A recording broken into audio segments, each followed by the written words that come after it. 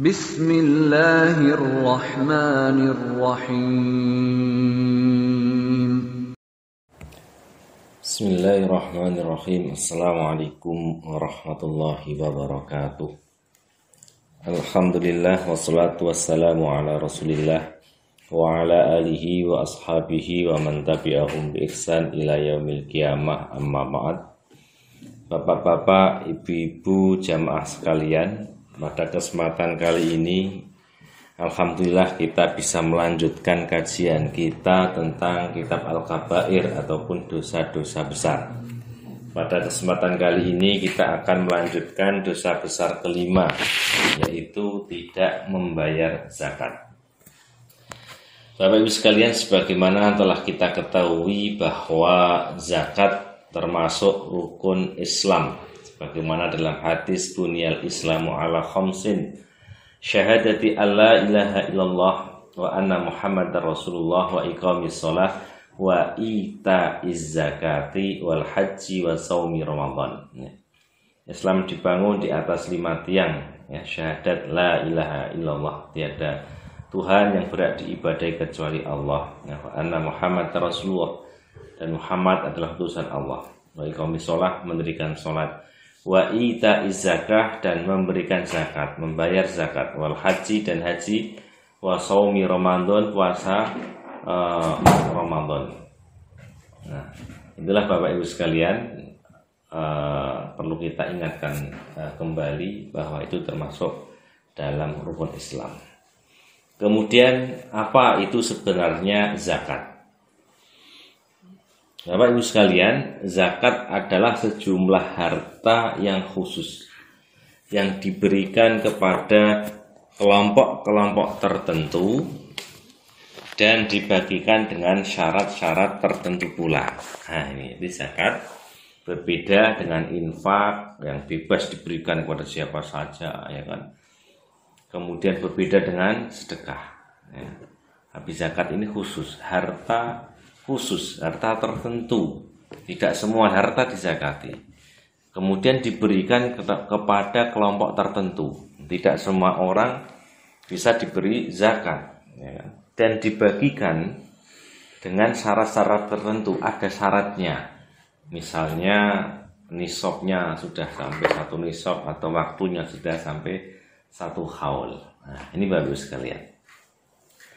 Kemudian sebenarnya apa urgensi dari zakat? Nah, Bapak Ibu sekalian, tujuan utama zakat adalah agar manusia lebih tinggi nilainya daripada harta, ya. Saya ulangi lagi, ya. Urgensi dari zakat adalah agar manusia, ya, kedudukan manusia itu lebih tinggi nilainya, ya. Manusia lebih tinggi nilainya daripada harta. Sehingga apa? Sehingga manusia menjadi tuannya harta, bukan menjadi budaknya harta. Nah, ini. Jadi kita diajari, ya kan? Kita dipahamkan bahwa kita itu lebih mulia daripada harta. Kita harus mengendalikan harta, bukan harta yang mengendalikan kita. Sehingga apa? Ketika kita memiliki harta, ada kewajiban zakat. Harus kita keluarkan, kita kendalikan. Nah, ini Bapak Ibu sekalian, ya. Kemudian apa dampak zakat bagi si pemberi? Apa dampak zakat bagi si pemberi? Ada beberapa dampak zakat bagi si pemberi. Yang pertama adalah mensucikan, ya, jiwa dari kikir. Jadi kalau kita mengeluarkan zakat, Bapak Ibu sekalian, ya, berarti kita mensucikan jiwa kita dari sifat kikir. Karena setiap manusia, ya, pasti secara bertingkat-tingkat, ya, berlevel-level itu pasti memiliki sifat cinta terhadap harta. Maka biar tidak kikir, ya, kita diperintahkan untuk mengeluarkan zakat. Kemudian yang kedua, Bapak Ibu sekalian, adalah mendidik berinfak dan memberi. Nah, jadi dengan mengeluarkan zakat kita dididik untuk terbiasa berinfak dan memberi kepada orang lain. Kemudian yang ketiga adalah sebagai bentuk syukur nikmat. Nah, salah satu bentuk syukur nikmat atas harta yang diberikan Allah kepada kita adalah kita mengeluarkan zakatnya. Kemudian mensucikan harta yang keempat, ya, dampak zakat bagi si pemberi ini, harta kita bisa suci, karena dalam harta itu kadang tercampur Bapak Ibu sekalian, ya. Nah, tidak bisa murni, ya kan, tidak bisa murni misalnya 100% itu kita dapatkan dengan cara yang benar, dengan cara yang halal, tapi kadang-kadang tercampur, ya kan? Atau pada hakikatnya harta yang kita miliki itu masih ada hak orang lain, ya, sehingga harus kita sucikan, nah, dengan kita keluarkan zakatnya. Kemudian yang kelima adalah menarik simpati dan cinta dari masyarakat, dari umat Islam, dari orang lain, ya. Dengan kita membayarkan zakat, maka orang-orang yang ada di sekitar di sekitar kita akan merasa tertarik, merasa simpati, merasa cinta kepada kita, karena kita orang yang peduli terhadap lingkungan. Sedangkan dampak zakat bagi penerima Bapak Ibu sekalian itu setidaknya ada dua. Jadi dampak bagi yang memberi itu ada 5. Ya, kalau dampak zakat bagi si penerima itu setidaknya ada 2. Yang pertama adalah membebaskan dari kebutuhan. Ya, terkadang kita temui orang yang diuji oleh Allah dengan kekurangan harta. Banyak kebutuhan tetapi tidak memiliki uang, ya, uangnya kurang, nah, sehingga ketika zakat itu kita berikan kepada mereka, itu bisa membebaskan dari kebutuhan mereka. Kemudian yang kedua adalah menghilangkan sifat dengki dan benci. Ketika kita memberikan zakat kepada mereka yang berhak, ya, maka mereka yang berhak meskipun secara ekonomi tidak sebagaimana beruntung, ya, orang yang membayar zakat, tetapi hal itu akan bisa menghilangkan sifat dengki dan benci dalam hati mereka. Mereka tidak dengki, mereka tidak benci lagi terhadap orang-orang yang kaya. Kemudian Bapak Ibu sekalian, apa dampak bagi harta yang dizakati? Nah, ternyata ada juga. Ketika kita mengeluarkan zakat itu ada juga dampak bagi harta yang kita zakati. Ya, yang pertama menyucikan harta tadi menjadi suci. Ya. Kemudian mengembangkan harta. Ya, harta itu bisa berkembang dengan dizakati. Ya, maka dampaknya apa? Akan lebih berkembang, lebih banyak. Kemudian yang ketiga, dampak bagi harta yang dizakati adalah sisa hartanya akan menjadi baik. Ya, sisa harta yang dizakati itu akan menjadi baik karena sudah bersih, sudah suci. Kemudian yang keempat akan menjadi simpanan di akhirat. Ya, harta yang kita keluarkan, ya, itu akan menjadi simpanan kita di akhirat kelak. Nah, Bapak Ibu sekalian, lalu apa hukum dari orang yang mengingkari kewajiban zakat? Ya, dia meyakini kalau zakat itu tidak wajib sehingga dia tidak mau mengeluarkan zakat. Jamaah sekalian, zakat adalah bagian dari rukun Islam. Para ulama bersepakat, ya, berijma bahwa siapa yang menentang dan mengingkari kewajiban zakat, maka ia telah kafir dan murtad dari Islam. Itu bagi orang yang meyakini, ya, bahwa zakat itu tidak wajib. Kemudian bagi orang yang enggan menunaikan zakat karena pelit, jadi dia masih meyakini bahwa zakat itu wajib, tetapi karena pelit dia nggak mau, ya, dia enggan. Maka orang yang enggan menunaikan zakat dalam keadaan meyakini wajibnya, maka ia adalah orang fasik, termasuk orang fasik, dan akan mendapatkan siksaan yang pedih di akhirat kelak. Jadi tetap muslim, hanya saja mereka termasuk dalam orang yang fasik yang melakukan dosa besar. Di dalam Al-Quran dan hadis, Bapak Ibu sekalian, ada ancaman terhadap orang yang tidak mau mengeluarkan zakat. Kita bacakan dalam surat At-Taubah ayat 34 sampai 35. A'udzu billahi minasyaitonir rajim. Walladzina yaknizuna adh-dhahaba wal fiddata wa la yunfiquna fi sabilillahi fabashshirhum bi'adzabin alim.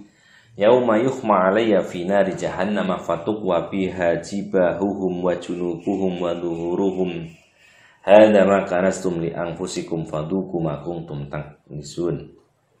Yang artinya, dan orang-orang yang menyimpan emas dan perak dan tidak menafkahkannya pada jalan Allah, maka beritahukanlah kepada mereka bahwa mereka akan mendapat siksa yang pedih pada hari dipanaskan emas perak itu dalam neraka jahanam.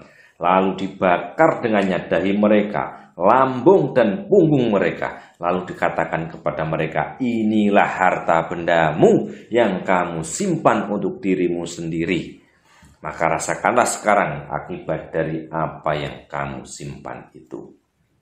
Nah, dalam ayat ini, Bapak Ibu sekalian, ada ancaman bagi orang yang menyimpan emas perak, hartanya, tidak mau mengeluarkan zakatnya. Dengan apa? Dengan disiksa kelak di akhirat.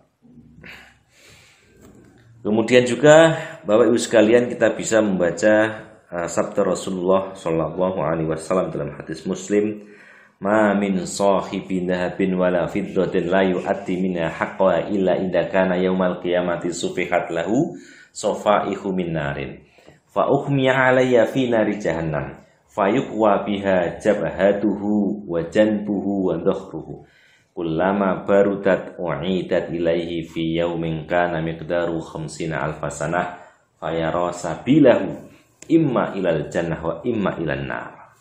Yang artinya, siapa saja yang memiliki emas atau perak tapi tidak mengeluarkan zakatnya, melainkan pada hari kiamat nanti akan disepuh untuknya lempengan dari api neraka, lalu dipanaskan dalam api neraka jahanam, lalu disetrika dahi, rusuk dan punggungnya dengan lempengan tersebut. Setiap kali dingin akan disepuh lagi dan disetrikakan kembali kepadanya pada hari yang ukurannya sama dengan 50.000 tahun. Kemudian ia melihat tempat kembalinya, apakah ke surga atau ke neraka. Na'udzubillahi min dzalik. Jadi harta adalah amanah Bapak Ibu sekalian, tidak boleh kita simpan sendiri, tidak boleh kita kuasai sendiri, tidak boleh kita miliki sendiri, tetapi ada haknya. Harta itu yang harus kita keluarkan. Kemudian juga Bapak Ibu sekalian, kita bisa melihat di dalam surat Ali Imran ada juga ancaman bagi orang yang bakhil. A'udzu billahi minasyaitonir rajim wa la yakhsabannal ladzina yabkhaluna bima atahumullahu min fadlihi huwa khairal lahum bal huwa syarrul lahum sayutawwaquna ma bakhilu bihi yaumal qiyamati walillahi mirasus samawati wal arda wallahu bima ta'maluna khabir. Sekali-kali janganlah orang-orang yang bakhil dengan harta yang Allah berikan kepada mereka dari karunia-Nya menyangka bahwa kebakhilan itu baik bagi mereka. Sebenarnya kebakhilan itu adalah buruk bagi mereka. Harta yang mereka bakhilkan itu akan dikalungkan di lehernya kelak pada hari kiamat. Dan kepunyaan Allah lah segala warisan yang ada di langit dan di bumi. Dan Allah mengetahui apa yang kamu kerjakan. Ali Imran 180. Nah, inilah Bapak Ibu sekalian, jadi ketika kita menunaikan zakat, mengeluarkan zakat harta kita, maka kita akan selamat di akhirat kelak. Ya, karena harta itu tidak akan menjadi tanggungan kita. Karena ketika belum kita keluarkan, maka harta tersebut akan dikalungkan, ya, sebagaimana dalam ayat ini, di leher pelakunya. Harta itu akan dikalungkan, ya kan, di leher orang yang bakhil, yang tidak mau mengeluarkan zakat dari hartanya. Kemudian di dalam hadis Al-Bukhari, Bapak Ibu sekalian, ada hadis yang menyebutkan, hadis dari Abu Hurairah, qala Rasulullah sallallahu alaihi wasallam, hadis dari Abu Hurairah bahwa Rasulullah sallallahu alaihi wasallam bersabda, man atahu Allahu malan falam yu'addi zakatahu mustilalahu maluhu yaumal qiyamati syuja'an aqra'a lahu zabibatani yutawwaquhu yaumal qiyamati thumma ya'khudhu bilihzimataihi ya'ni bisidqaihi thumma yaqulu ana maluka ana kanzuka thumma tala la yahsibannal ladzina yabkhaluna al-ayah. Dari Abu Hurairah radhiyallahu anhu, dia berkata, Rasulullah sallallahu alaihi wasallam bersabda, barang siapa diberi harta oleh Allah lalu dia tidak menunaikan zakatnya, ya, maka pada hari kiamat hartanya dijadikan untuknya menjadi seekor ular jantan akra. Akra itu yang kulit kepalanya rontok karena di kepalanya terkumpul banyak racun. Jadi ular yang sangat ngeri racunnya, yang berbusa dua sudut mulutnya. Ular itu dikalungkan di lehernya pada hari kiamat. Ular itu memegang dengan kedua sudut mulutnya, lalu ular itu berkata, saya adalah hartamu, saya adalah simpananmu. Kemudian beliau sallallahu alaihi wasallam membaca ayat, sekali-kali janganlah orang-orang yang bakhil menyangka, ya, sampai akhir ayat. Nah, ini baru sekalian, ya. Dalam hadis ini Rasulullah memberikan informasi kepada kita tentang ancaman bagi orang yang tidak mau mengeluarkan zakat dari hartanya. Ancamannya apa? Hartanya akan berubah menjadi seekor ular jantan yang racunnya sangat bahaya. Nah, kemudian mulutnya mencaplok orang tersebut. Nah, mulut ular itu menggigit orang yang tidak mau mengeluarkan zakat. Nah, inilah Bapak Ibu sekalian pembahasan kita pada kali ini, semoga bisa membuat kita sadar jangan sampai kita mendekati atau bahkan melakukan dosa besar ini, yaitu tidak membayar zakat. Ya. Sebaliknya kita harus sadar sesadar-sadarnya bahwa harta yang kita miliki, Bapak Ibu sekalian, ini ada hak yang harus kita keluarkan, ada zakat yang harus kita keluarkan.